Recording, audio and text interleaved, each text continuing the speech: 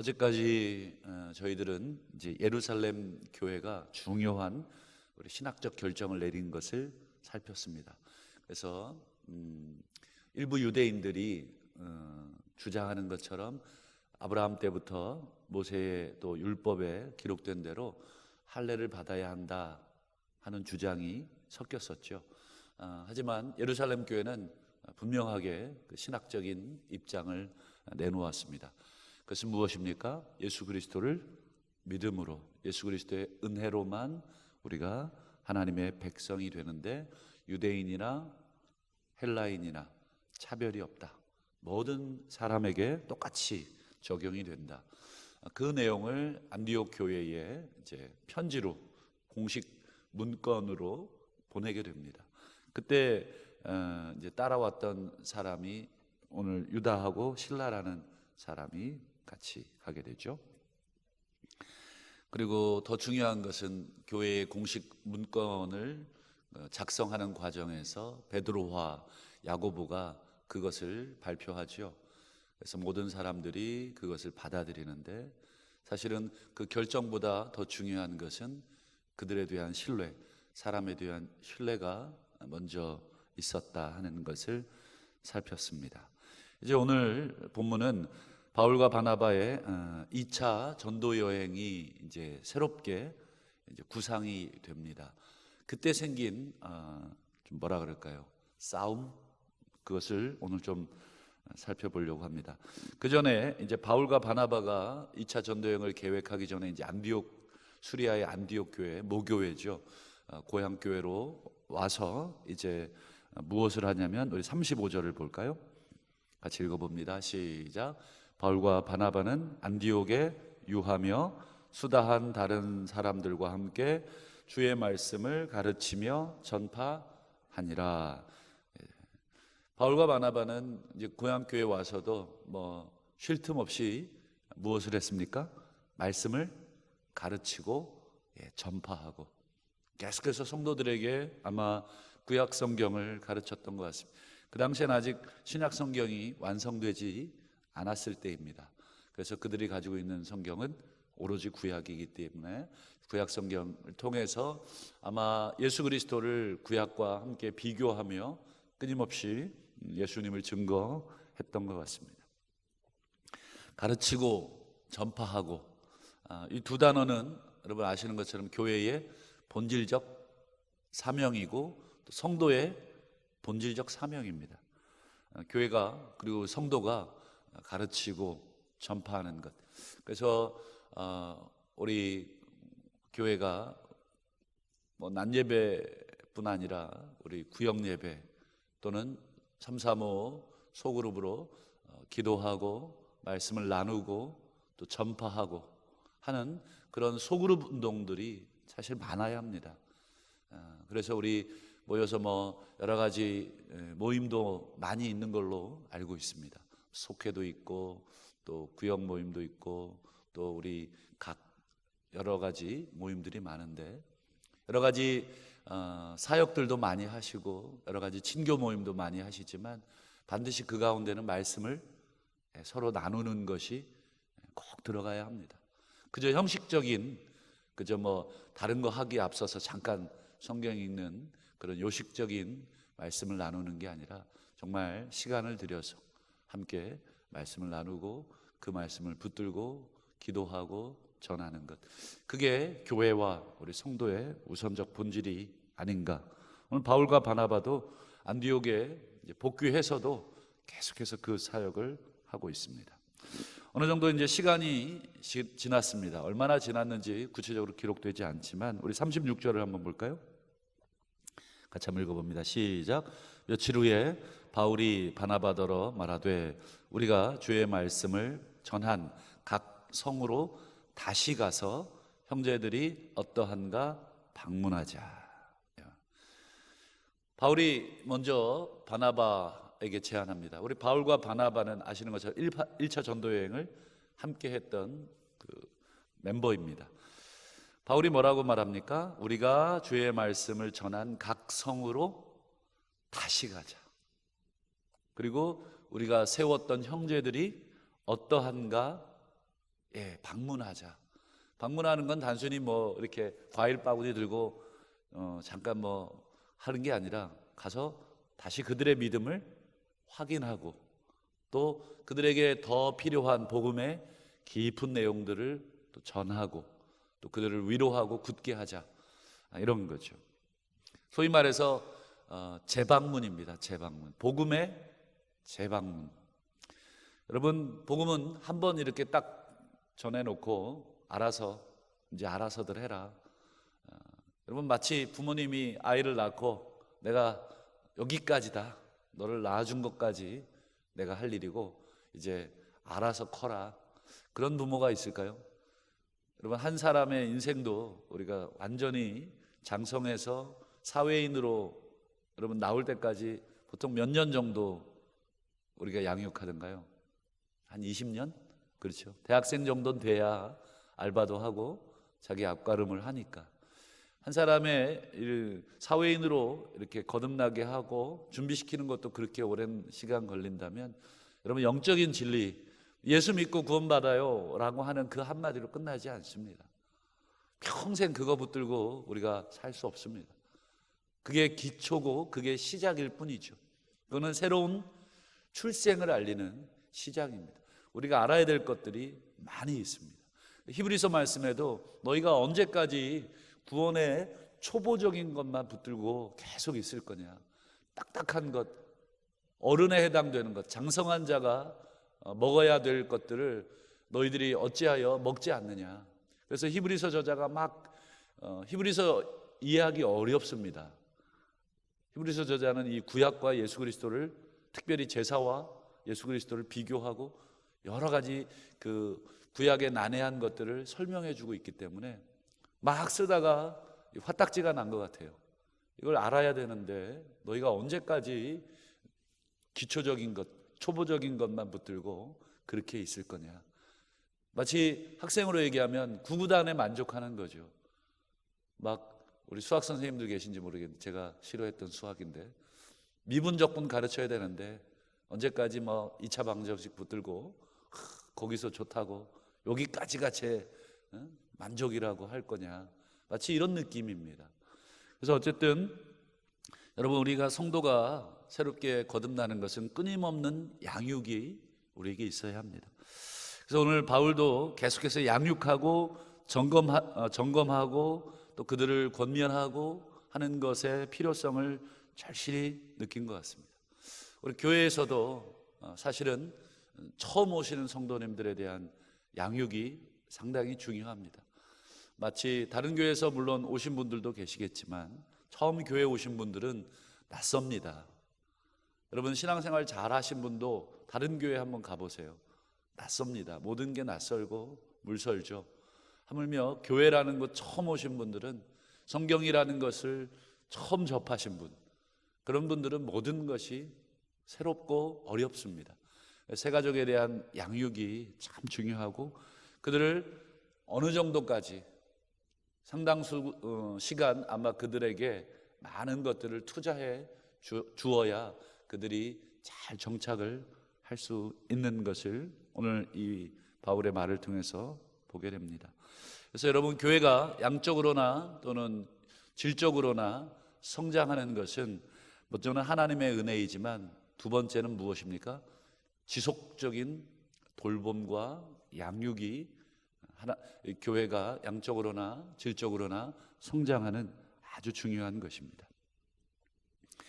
좌우간 바울이 이제 다시 방문해서 그들을 돌아보자, 그들에게 다시 더 시간을 들여서 더 말씀을 더 가르치자 이랬을 때 바나바가 37절에 뭐라고 대답합니까? 시작. 바나바는 마가라 하는 요한도 데리고 가자. 그러자 바울이 38절, 바울은 밤빌리아에서 자기들을 떠나 함께 일하러 가지 아니한 자를 데리고 가는 것이 옳지 않다. 여러분, 기억나시나요? 이 사도행전 13장에 나온 사건인데, 사도행전 13장에 이 지금 바나바가 데리고 가고자 하는 마가 요한이 큰, 그걸 뭐라 그럴까, 사고를 치죠. 큰 사고를 칩니다. 우리 사도행전 13장을 한번 보시면 바울과, 이게 1차 전도 여행의 기록입니다. 바울과 및 동행하는 사람들이 이 바보에서, 구브로 섬의 한 도시입니다. 바보시에서 배를 타고 밤빌리아에 있는 버가에 도착을 합니다. 그때 이때 요한은 마가 요한입니다. 마가복음을 쓰신 마가 요한이 그들에게서 떠나 예루살렘으로 돌아가 버립니다.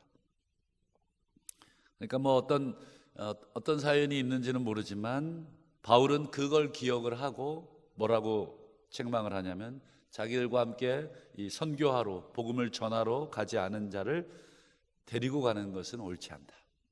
한번 뭐죠? 배반했기 때문에 또 배반할 가능성을 염두에 둔 거겠죠. 그러고 보면 참 바울이 성격이 어떻습니까? 대단하죠.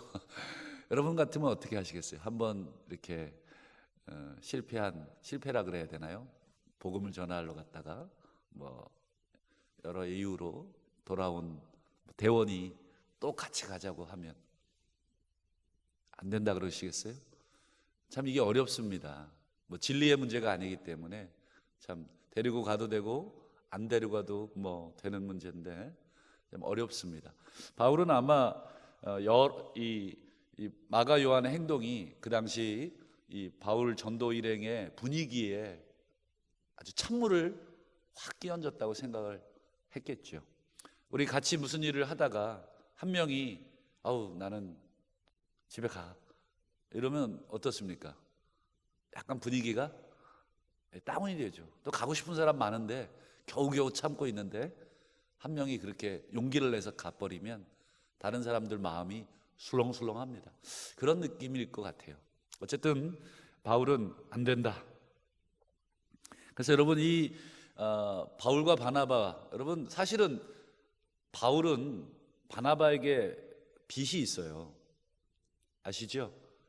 이 바울이 교회를 핍박했을 때 여러분 이 다메섹으로 정말 공문을 들고 가지 않습니까? 그때 회심하고 돌아왔을 때 이 회심한 이 사울 바울을 교회에 소개해 준 분이 누굽니까? 바나바예요. 그러니까 바나바는 성품적으로 굉장히 포용적이고 따뜻하신 분인 것 같아요. 참 이런 분 옆에 있으면 좋죠. 그래서 바나바는 이 착한 사람이고 이름 자체도 위로의 아들입니다. 얼마나 사람이 따뜻한 사람인지 모릅니다. 아마 바나바와 바울은 둘이 완전한 성격이 다르지만 사역에 있어서는 같이 콤비로 잘 맞췄던 것 같습니다. 두 사람의 어떤 이 뭐라 그럴까 상극적 성격이 오히려 교회를 유익하게 했는데 오늘은 마가 요한 때문에 심하게 다툽니다. 한번 그 부분을 39절을 한번 볼까요? 같이 읽어볼까요? 시작. 서로 심히 다투어 피차 갈라서니 바나바는 마가를 데리고 배를 타고 구브로 섬으로 가버립니다. 심히 다퉜다 하는 말에 이 헬라어 단어가 파락수스모스인데 여기에서 영어 단어 패럭시즘이라는 단어가 나왔는데 패럭시즘이라는 영어 단어의 뜻은 감정이 폭발하다 이런 뜻이에요. 감정 폭발. 여러분 그 다투는 것도 정도가 있지 않습니까? 그래서 처음에는 되니 안 되니 아유 왜 그래요 집사님, 아유 왜 그래요 장로님, 이 정도로 다투는 거에서 시간이 지나고 점점점 격양이 되면 어떻게 돼요? 감정이 확 올라옵니다. 막 책상을 치고 막 뭘 던지고 막 그런 감정이 올라오는 상황. 이 단어가 그런 단어입니다. 심히 다퉜다는 건 감정이 폭발했다는 거예요. 막 얼굴을 붉히고 막 감정을 드러내고 막 이런 상황까지. 그러니까 상당히 심한 거죠, 말 그대로. 그래서 갈라서서 마가가 아니라 바나바는 마가를 데리고 자신의 고향인 구브로 섬으로 가게 됩니다. 지금도 이제 구브로 섬에 가면 이 바나바를 기념하는 바나바 기념교회가 세워져 있습니다. 그리고 바울은 어떻게 합니까? 이제 신라를 택해서 이제 돌아갑니다. 말씀을 좀 정리해 보겠습니다. 여러분 마가 요한 문제로 어떤 사안이 생기면 여러분 의견이 서로 나눌 때가 있습니다. 오늘 두 사도도 의견이 나뉘었습니다. 별거 아닌 건데 사실 데려가도 되지 않습니까? 또 배만 하면 어떻습니까? 또 데려가서 또 가르치면 되는데, 어쨌든 그 문제로 감정이 폭발할 정도로 심히 다퉜습니다. 근데 여러분, 우리가 조심해야 될 게 있어요. 우리가 사람 사는데 우리 부부 간에도 싸우고 부모 자식 간에도 싸우는데 생판생면부지 남남이 우리가 같이 생활하다 보면 의견 충돌이 있을 수 있고 여러 가지 사안으로 싸울 수 있죠. 근데 여러분, 그것으로 인해서 우리가 갈라설 수도 있고 여러 가지 사역이 나뉠 수도 있지만, 더 중요한 것은 뭡니까? 그것으로 인해서 관계가 끊어지진 않아야 한다는 것입니다. 영원히 원수로 저 인간하고 내가 얼굴을 쳐다보면 내가 사람이 아니다. 여러분, 지나가는 그 사람을 보면 민망해서 돌아가시겠지만 정말 원수처럼 생각해서 돌아가실 정도는 안 된다 하는 겁니다. 여러분, 얼마든지 이렇게 사역적인 문제를 놓고 또는 여러 가지 사안을 놓고 여러분 다툴 수 있습니다. 때로는 감정을 드러내고 얼굴을 붉힐 수 있지만 여러분, 그 다음에 봉합하는 것이 훨씬 중요합니다.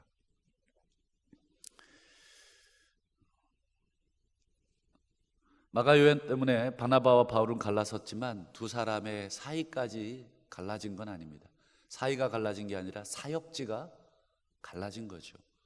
바나바는 구브로 섬으로, 그리고 바울과 실라는 다시 1차 전도 여행을 했던 루스드라, 더베 이쪽으로 이렇게 갈라선 것뿐입니다. 여러분, 훗날 만약에 이들이 정말 이런 사안 때문에 갈라졌어요. 근데 이들이 더 심해서 관계까지 끊어졌느냐? 그렇지 않다는 증거가 있습니다. 우리 디모데후서 4장을 한번 보시면, 누가만 나와 함께 있느니라, 네가 올 때에 누구를 데려오라고요? 마가를 데려와라. 이건 누가 쓴 편지냐면 바울이 쓴 편지입니다. 디모데에게 쓴 편지. 마가를 데려와라. 그가 내 일에 무익합니까? 유익합니까? 유익하다. 데려와라, 내가 혼쭐을 내야 되겠다, 이게 아니고 내 일에 유익하다. 여러분, 마가는 1차 전도여행 때 바울에게는 무익한 존재였어요. 그래서 2차 전도여행 때는 완전히 배제시킬 만큼 바울은 사역적으로 이 사람을 같이 하려고 하지 않았습니다. 그러나 여러분 아시는 것처럼 이들의 관계는 계속 잘 유지됐던 것을 보게 됩니다. 어떻게 보면 하나님이 이 다툼을 통해서 물론 두 사람의 관계가 약간은 분쟁이 있었지만 결국은 복음의 통로를 두 군데로 이렇게 흩으신 것이 아닌가, 더 다각화시킨 것이 아닌가 하는 것을 보게 됩니다. 그래서 하나님께서 우리 인간의 이런 연약함, 이런 다툼, 이런 감정 폭발도 하나님께서는 합력해서 결국은 당신의 복음을 위해서 잘 사용하신 것 같습니다. 그래서 우리 고린도서에 보면 바울이 그러지 않습니까? 다툼으로 하나 시기로 하나 전파되는 것은 그리스도니 내가 이로써 기뻐한다. 참 바울이 자기 경험을 떠올리면서 썼던 내용 같기도 합니다. 오늘 하루도 우리가 또 여러 가지 사역을 하면서 또 관계를 맺으면서 겪게 되는 크고 작은 갈등들이 있을 겁니다. 때로는 감정이 폭발할 때도 있지만 우리가 차분히 다시 감정을 삭히고 그 상황을 놓고 기도할 때, 하나님, 제가 연약해서 이런 감정을 드러내고 또 여러 가지 관계를 또 했지만 주님, 우리의 개인적 관계까지 어그러지지 않도록 제가 다시 한번 기도하고 또 이것을 하나님께서 사용하셔서 합력해서 우리의 관계를 더 돈독하게 선하게 만들어 주시옵소서. 이렇게 기도하신다면 하나님이 우리의 연약함을 통해서 당신의 나라를 더 확장하시고 더 귀하게 세워가실 줄을 믿습니다. 기도하겠습니다.